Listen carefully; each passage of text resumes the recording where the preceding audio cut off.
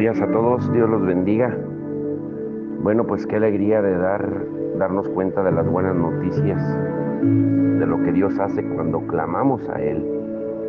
Y nos alegramos por las noticias de que Dios escucha cuando nos unimos en unidad a clamar por ciertas situaciones como lo hemos visto en estos días. De que se cumple la promesa de Dios, de que cuando clamamos a Él, Él escucha. Porque es su promesa. Jeremías 33:3, que muchos lo llaman el número de Dios, dice: clama a mí y yo te responderé, y te enseñaré cosas ocultas que tú no conoces. Y hoy precisamente el devocional, el título es El clamor desesperado. ¿Por qué el clamor desesperado? La palabra de Dios dice que el Espíritu que mora en nosotros clama a Dios. El Espíritu que habita dentro, que recibimos con la salvación, es el Espíritu de adopción que clama: Abba, Padre, y que nos da acceso ininterrumpido al corazón del Padre.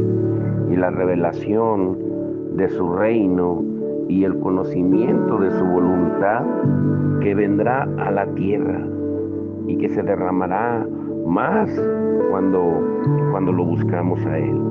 Y a medida que realmente conocemos al Padre y lo que Él quiere hacer, deberíamos convencernos de que saber no solamente es suficiente, porque todo su plan se centra en revelar a sus hijos e hijas, quienes caminarán en la autoridad que Jesús recibió cuando murió y que traerán libertad a toda la creación. Como lo dice en Romanos 8:19-21, que toda la creación está esperando por la manifestación de los hijos de Dios. Por esa razón el Espíritu Santo no vino solo a vivir dentro de nosotros, sino también a descansar sobre nosotros con la misma unción que Jesús tenía, con el fin de liberar las respuestas del cielo a los dilemas de la tierra. En otras palabras, el Espíritu Santo vino a manifestar el reino de Dios. Ese es el bautismo continuo que necesitamos. Necesitamos ser llenos constantemente. Por eso cuando leemos en Hechos 2, que dice que esos que estaban presentes en el aposento alto, también lo estuvieron de nuevo en el derramamiento, en Hechos 4:29-31. El Espíritu Santo está haciendo volver a la búsqueda y a la experiencia de esa llenura a gran parte del cuerpo de Cristo en el mundo. Y una de las cosas que Él hace, pues es buscar la unidad del cuerpo. Jesucristo dijo en Juan 16:14 que cuando Él viniera, Él lo glorificará a Él. Y una manera de glorificar a Cristo es cuando tenemos unidad y amor. Lo que frustra también es que hay muchos creyentes todavía que saborean la unción gloriosa, pero no llegan a emprender una búsqueda durante toda la vida para tener más. Se conforman. Cada hombre y mujer que conozco que se ha lanzado a un ministerio de predicar la palabra de Dios y que Dios lo respalda con señales y maravillas por medio de su experiencia con el Espíritu Santo, comprende que nunca debe dejar de batallar por más encuentros, ni debe dejar de experimentarlos. Sin embargo, también comprenden que su viaje de batalla es un viaje de mayordomía. Tenemos que ser buenos administradores de lo que Dios ha puesto en nosotros. Pero muchas personas que han nacido de nuevo no saben cómo administrar lo que recibieron cuando fueron bautizados en el Espíritu Santo, cuando fueron sellados con el Espíritu Santo. Recordemos que dice la palabra en Efesios 1:14 que el Señor nos selló con su Espíritu Santo desde el momento en que lo recibimos como nuestro Señor y Salvador. Por eso necesitamos un clamor desesperado todos los días. En un momento también Jesús se dio cuenta de que sus discípulos no habían entendido cómo es que vendría el reino. porque después de estar 3 años y medio con él, de ser testigos de miles de milagros, señales y maravillas que confirmaban su mensaje de que el reino del cielo estaba ahí, aún así los discípulos creían que el reino de Dios iba a manifestarse en cualquier momento. Aún no entendían que ya estaba entre ellos. Pueden leer Lucas 19:11. Así que Jesús les contó una parábola sobre un noble que abandonó el país y confió a sus siervos varias sumas de dinero para que invirtieran mientras él no estaba. Y cuando el noble regresó, hizo que cada persona rindiera cuentas de lo que había hecho con lo que se le había dado. Y en respuesta le dio a cada persona autoridad sobre ciudades en su reino, pero fue en relación directa con su habilidad para administrar, para invertir y manejar lo que se les había dado. Por ejemplo, al que había logrado usar bien las 10 talentos de dinero y ganar 10 más, lo convirtió en gobernador de 10 ciudades, le dio más, pero condenó al sirviente que había escondido el dinero en lugar de invertirlo en el reino, en Lucas 19:12 al 27.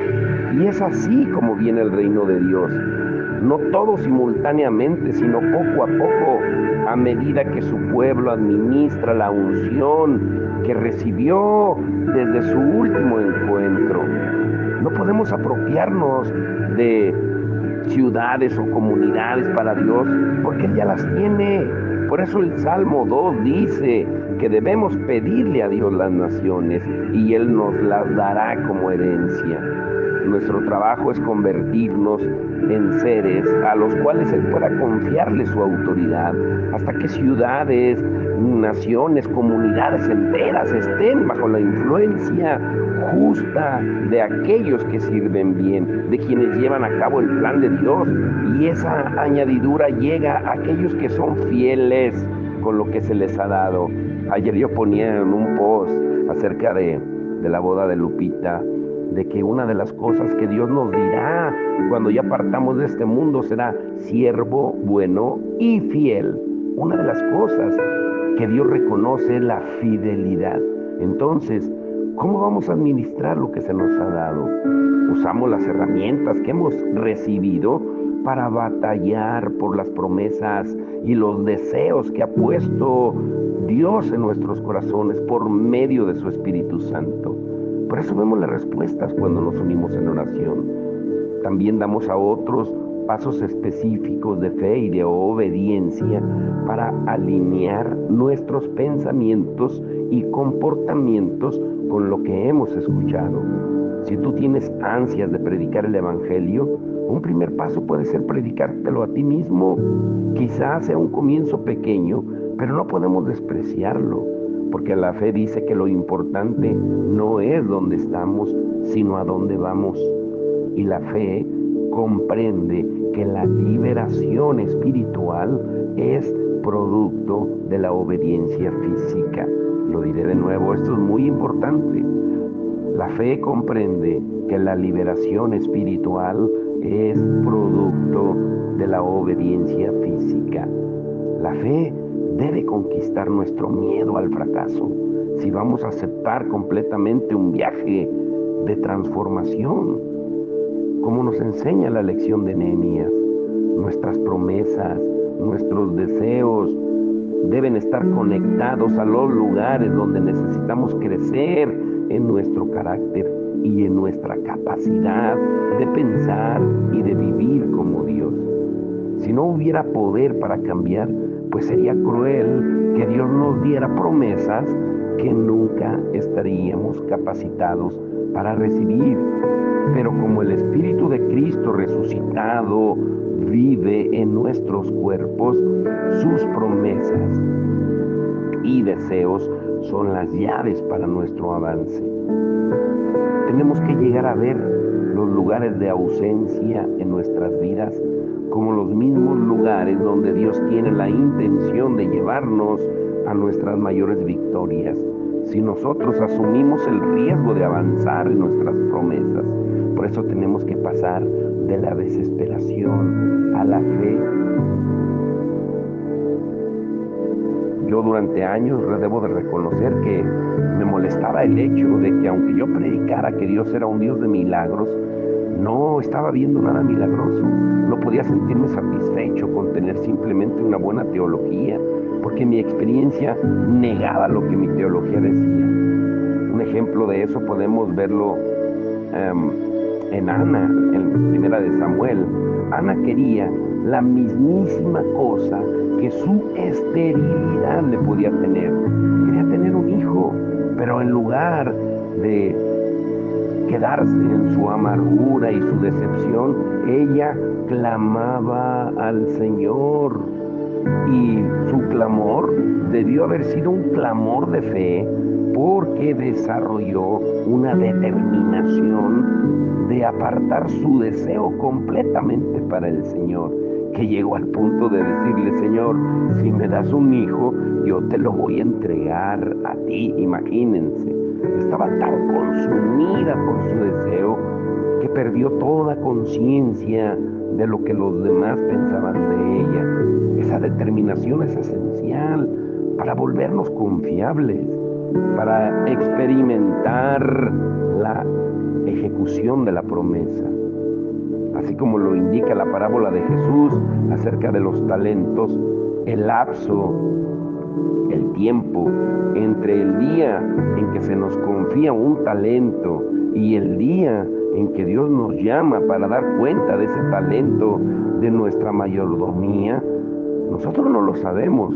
Es indeterminado, puede ser hoy, puede ser mañana. Por eso tenemos que estar alerta.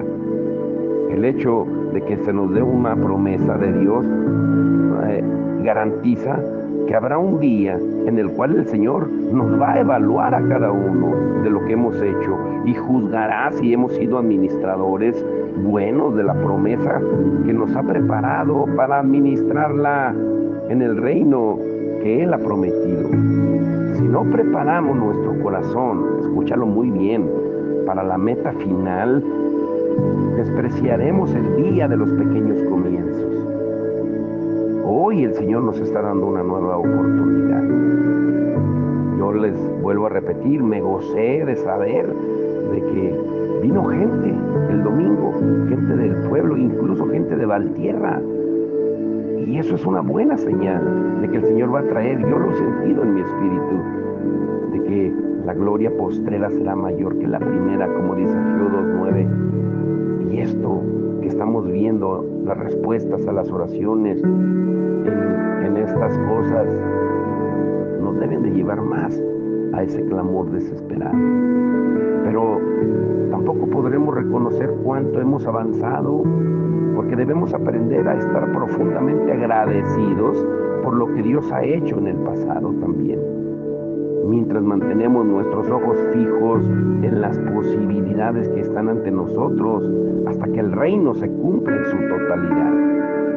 Debemos seguir orando, dice Primera de Tesalonicenses 5:17 y 18, que oremos en todo tiempo, orad sin cesar y que demos gracias en todo, porque esa es la voluntad de Dios.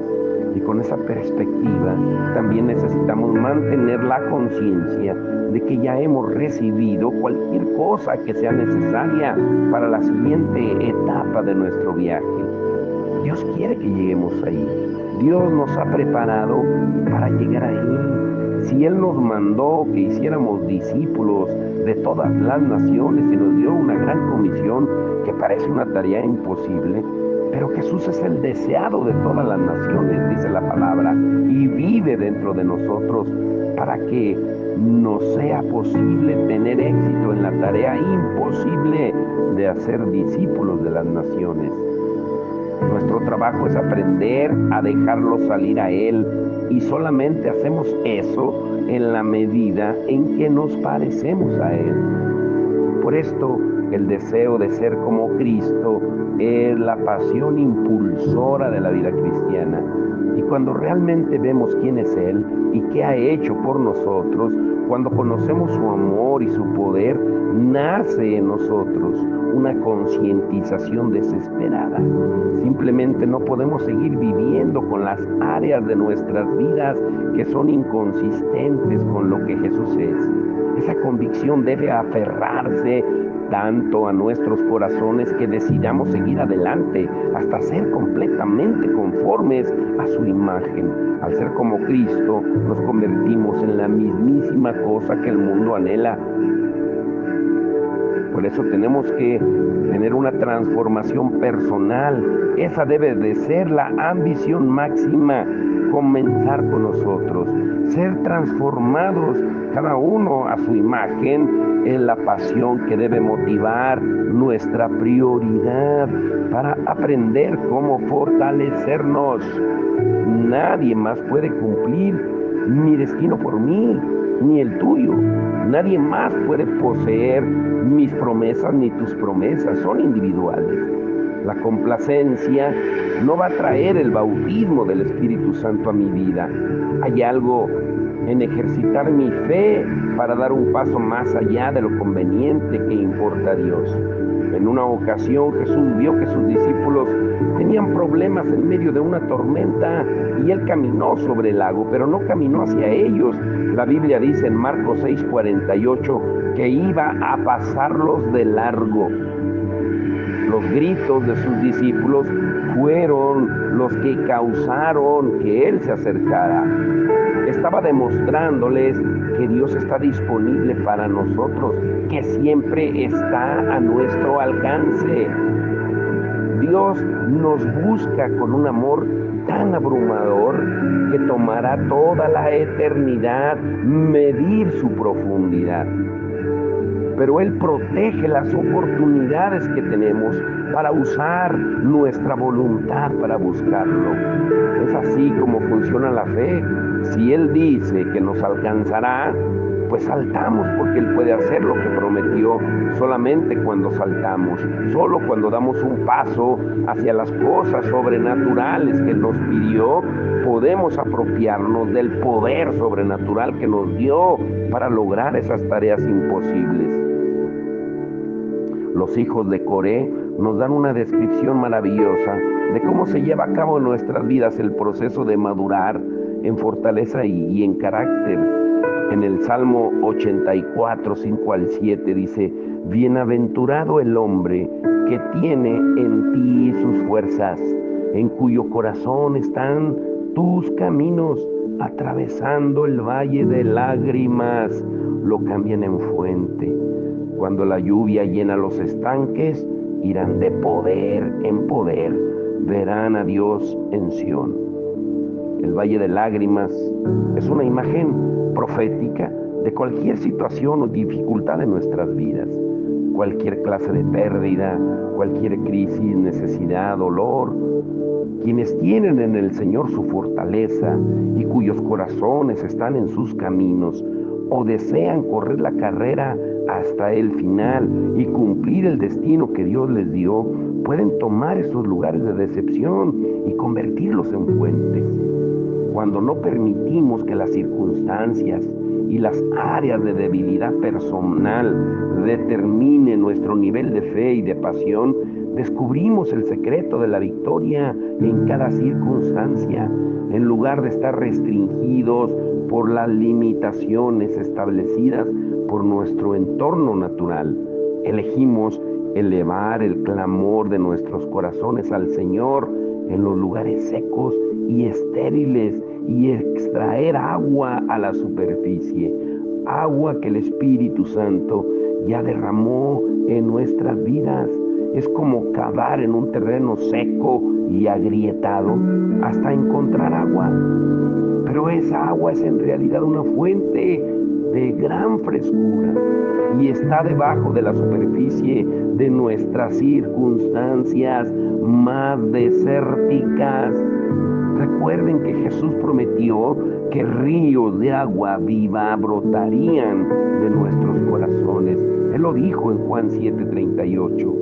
El Espíritu Santo le dará agua, nos dará agua para sustentarnos durante las épocas secas y áridas y de necesidad. Es muy importante que tú y yo creamos que esto es verdad.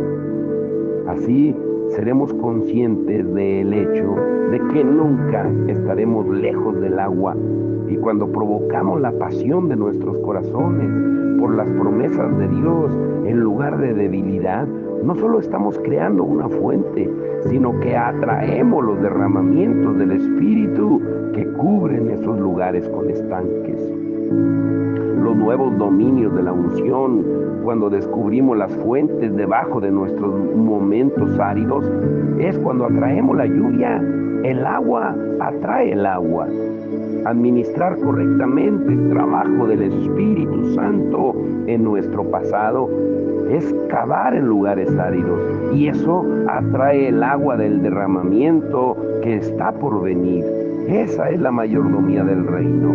Tomar las áreas estériles de nuestras vidas, los lugares con sueños no cumplidos y gran decepción, y atraer las fuentes de vida de nuestros propios corazones, sabiendo que el Espíritu Santo vive dentro de nosotros y que jamás se le agota la vida que puede dar. Y aquel que prometió es fiel. Cumplir las demandas de este principio de mayordomía es ir de poder en poder y finalmente alcanzar nuestro destino viendo a Dios en Sión, una imagen que no solo habla de ir al cielo cuando muramos, sino de convertirnos en personas que viven en pos del cielo en la tierra ahora mismo y de hacer lo que Él dijo, que se haga su voluntad en la tierra como en el cielo. Si Dios es suficientemente grande para cada situación, para su gloria, eso no significa que el problema en cuestión haya sido su voluntad. No todo lo que pasa en nuestra vida es la voluntad de Dios. Dejemos de culparlo a Él. La piedra angular de nuestra teología debe ser el hecho de que Dios es bueno y que Él solo da regalos buenos. Siempre es fiel, siempre guarda sus promesas. No hay maldad ni oscuridad en Él. Su bondad y su fidelidad deben ser el enfoque de nuestra alabanza. Y debemos celebrar esos aspectos de su naturaleza durante las circunstancias que a veces parecen ser contradictorias o de tener sentimientos que jamás experimentaremos en el cielo. Solo en esta vida es donde podremos darle ofrendas con esa clase de fragancia, entiéndanlo. Si no llegamos al final de nuestra búsqueda de un milagro, la falta en la ecuación nunca estará del lado de Dios. Él nunca falla. Cuando los discípulos se sintieron tentados a pensar así, Jesús les dio a entender el verdadero asunto cuando vino aquel hombre con su hijo endemoniado y que los discípulos no pudieron echarlo fuera. En Marcos 9:29, y Jesús le dijo a sus discípulos, cuando ellos dijeron, Maestro, ¿por qué no pudimos nosotros? Y Él dijo, esa clase de demonios solo puede ser expulsado en oración y ayuno. La mayoría de los que oramos tendemos a hacerlo en busca de un milagro específico en lugar de perseguir un estilo de vida de milagros. Jesús no oró en esa situación porque su vida estaba llena de oración, lo que le daba acceso a la forma de vida sobrenatural deseada. Debemos pensar en ganar acceso al estilo de vida en lugar de solamente obtener un progreso único en una circunstancia específica. Le debemos al mundo que nos rodea esa clase de demostración celestial. Debemos aprender a enfrentar la posibilidad de carencia de nuestra parte sin caer ante la culpa y la vergüenza. Eso es clave para mantener el enfoque en la búsqueda de la vida de milagros como la de Cristo.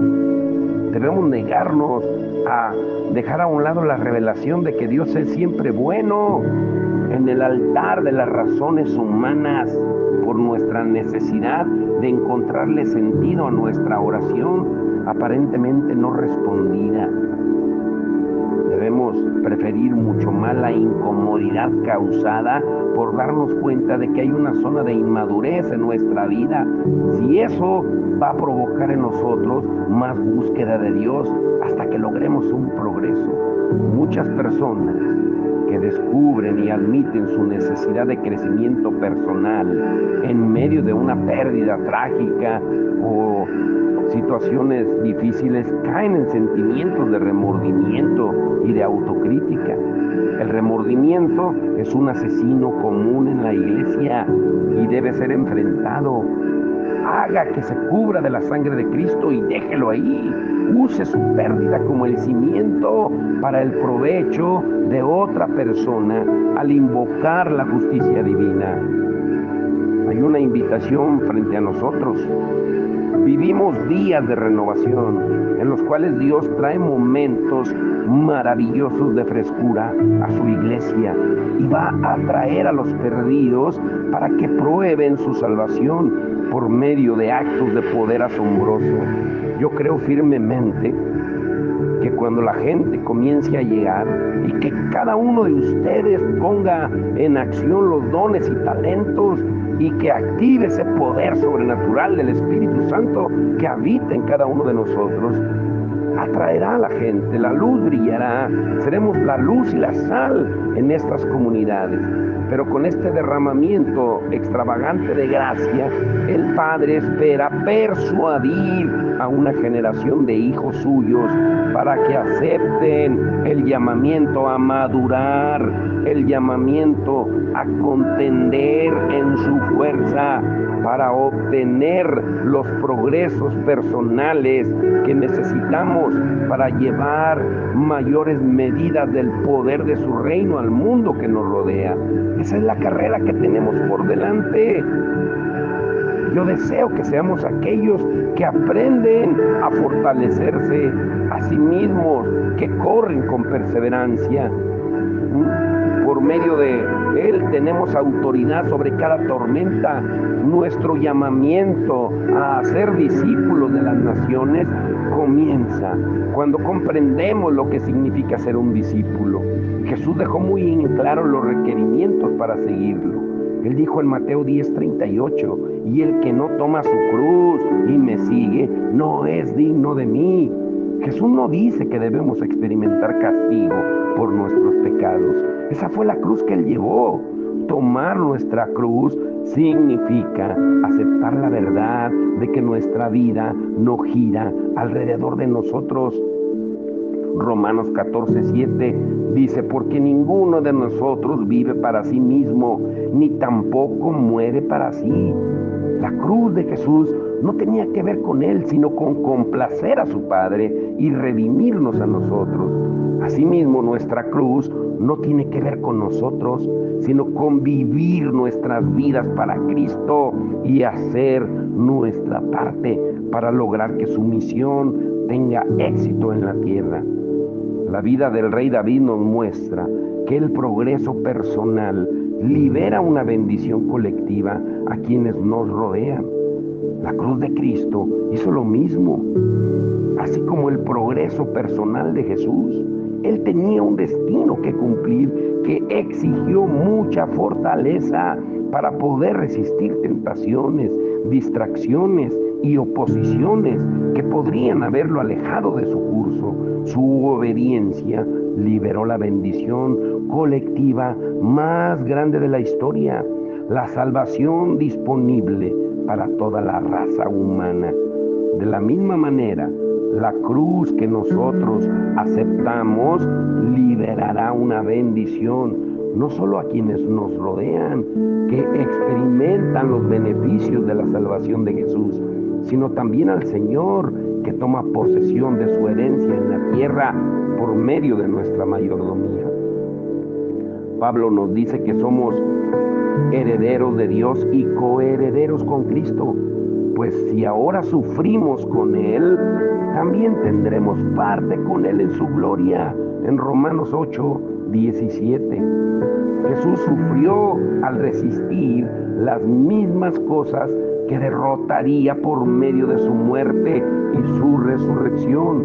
El reino de la oscuridad y su control sobre el pecado y la muerte de la raza humana. De la misma forma, la cruz que tomamos y el sufrimiento que soportamos como creyentes es la resistencia de las fuerzas enemigas que debemos desplazar de la tierra que heredamos con Cristo. Ejercitar el poder y la autoridad que se nos ha dado para tomar nuestro territorio del enemigo es lo que fortalece nuestro carácter para mantenernos en un lugar de influencia en ese territorio, para establecer el reino.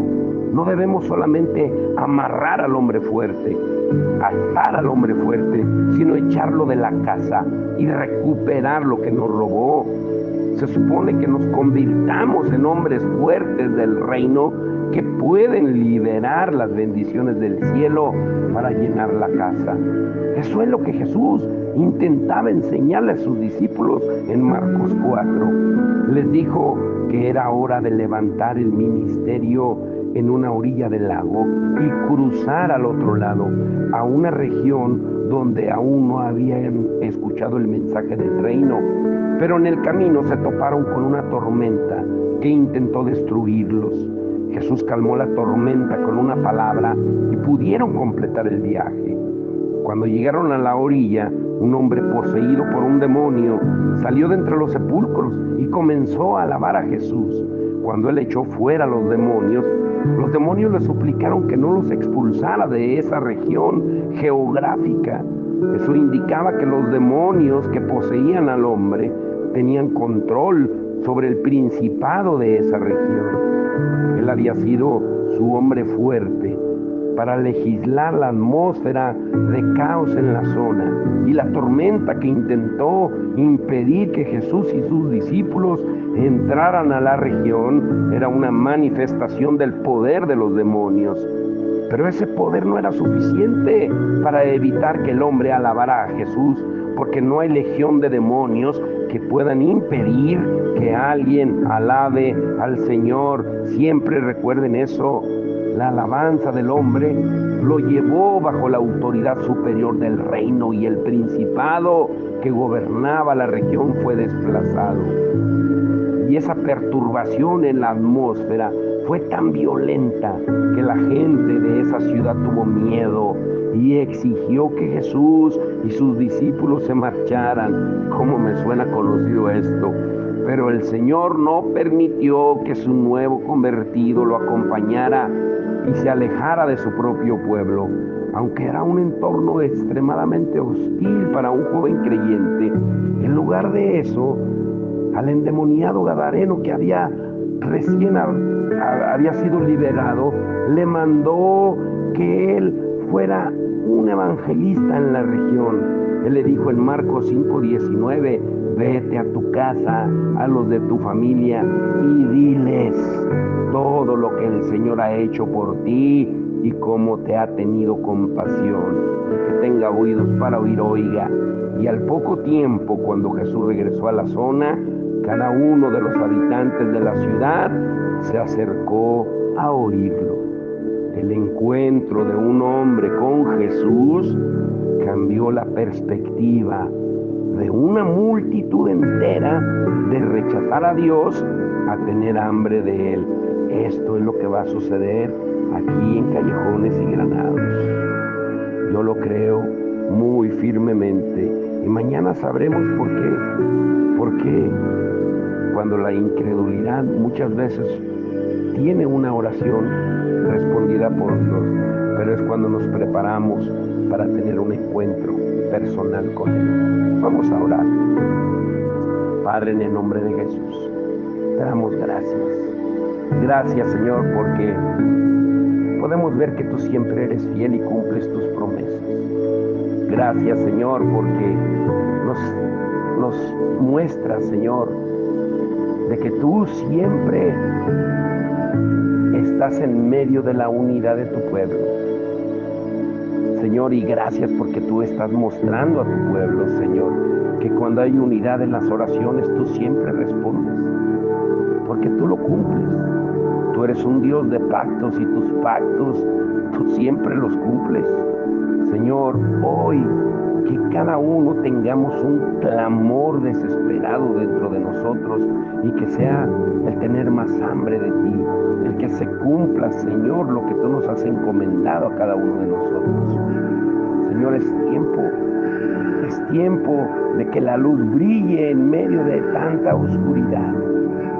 Señor, sabemos que vienen tiempos de luz, tiempos grandiosos, donde tu evangelio, Señor, va a ser conocido en todas partes, donde cada uno de nuestros hermanos, Señor, a donde quiera que vaya será una luz, una antorcha que lleve la luz tuya del evangelio, pero con poder, Señor, orando sin temor, Señor, de que tú vas a responder cumpliendo tu voluntad, porque tu voluntad es buena, es agradable y es perfecta. Y si tú nos mandaste en la gran comisión de orar por los enfermos, de echar fuera los demonios, Señor, tú vas a respaldar tu palabra como lo hiciste cuando enviaste a los primeros discípulos en Marcos 16 al 20, porque no haces acepción de personas, porque tú sigues escuchando los clamores desesperados de tu pueblo, pero buscas una unidad en tu pueblo. Por eso la última oración fue esa: Padre, que sean uno, así como tú y yo somos uno, para que el mundo crea. Y sabemos, Señor, que estas demostraciones de poder a través de la fe del pueblo harán que los incrédulos crean de que tú eres un Dios que escucha, Señor, porque eres un Dios de amor, de misericordia. No hay palabras, Señor, para agradecerte lo bueno que eres, porque tus misericordias son nuevas cada mañana, Señor. Gracias por la salud que tú estás dando a cada uno, incluyéndome a mí, de mi garganta cansada, Señor. Gracias porque tú eres bueno, Señor, y porque sabemos que todo obra para bien, para los que te amamos. Porque a veces tú nos llevas a estas circunstancias, a que tengamos un tiempo de reposo, a que le pongamos freno a esa carreta, Señor, porque queremos andar como caballos desbocados, pero tú nos pones rienda y freno para tener un tiempo de paz contigo. Gracias, Señor, porque es en esos momentos cuando entendemos que también en la quietud hablas tú. Así como Elías cuando estaba en la cueva desesperado, desanimado, sin saber qué hacer, siendo perseguido por aquella reina malvada, Jezabel, temiendo por su vida. Y dice que escuchó un estruendo, pero no estabas tú. Escuchó un terremoto, pero ahí no estabas tú. Pero luego escuchó un silbo apacible de quietud y ahí estabas tú. Ahí es donde nos hablas tú, Señor. Y después de que pasa la tormenta, viene la calma. Y ahí estás tú.